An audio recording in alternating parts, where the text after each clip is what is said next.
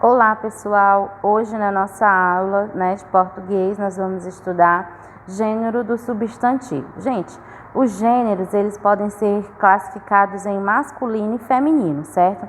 E essa variação elas recebem o nome de flexão de gênero, tá? Então, há uma diferença. Então vamos lá, os exemplos: o senhor, a senhora.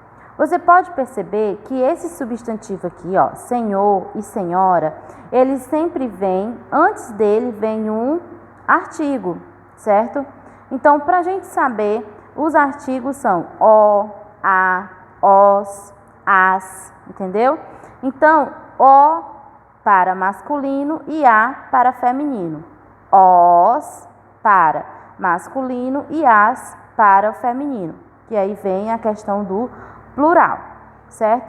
Então, eles auxiliam os gêneros, que são os substantivos. Eles servem para auxiliar o senhor, a senhora, certo? Se for plural, os senhores e as senhoras. Então, os artigos vêm para auxiliar os substantivos e, de acordo com o gênero, o gênero deles, eles vêm o o ou o a. Tá certo? Quanto à flexão de gêneros, os substantivos eles podem ser biformes e uniformes, gente.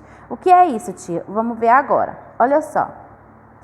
Substantivos biformes. Os substantivos que representam duas formas, uma para o masculino e outra para o feminino. Nós chamamos de biformes. Como assim? Por exemplo, veja, o rato, a rata. São duas formas.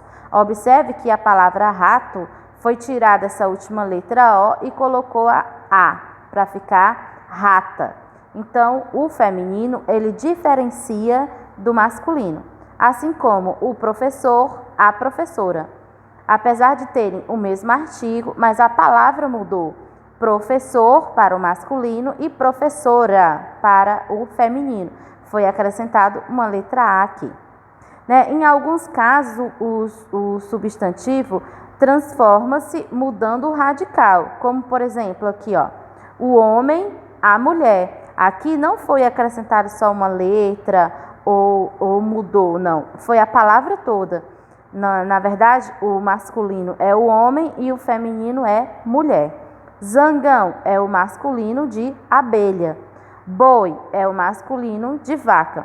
Então, existem algumas vezes, quando a gente vai mudar, nas palavras biformes, elas mudam, elas não ficam a mesma palavra. Então, tia, quer dizer que os substantivos uniformes, eles não mudam. Olha só, são aqueles que apresentam a mesma forma para o masculino e para o feminino. Não modifica o gênero. Por exemplo, a mesa, a cadeira, o livro, o travesseiro. Veja que a mesa, ela é feminino, porque ela tem um artigo a. A cadeira, feminino também.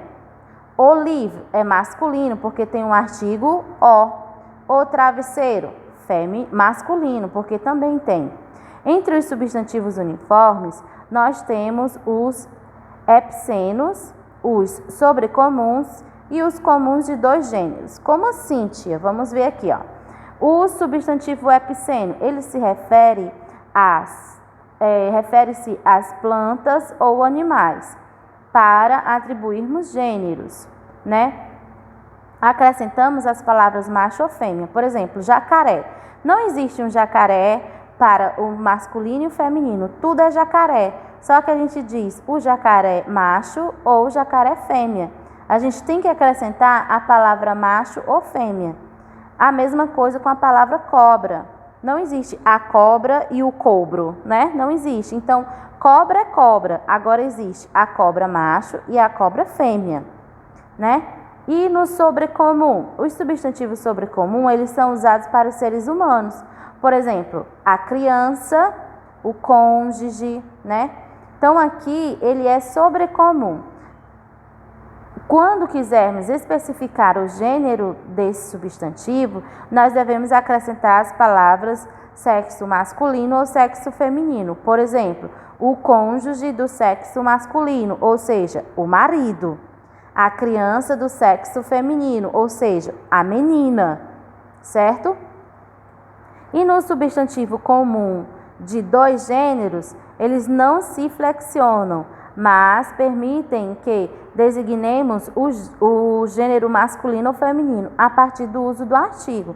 Por exemplo, aí o artigo é que vai mudar. O artigo é que vai dizer se é masculino ou se é feminino. Por exemplo, o modelo, a modelo. Então, aqui não existe masculino nem feminino para a palavra modelo.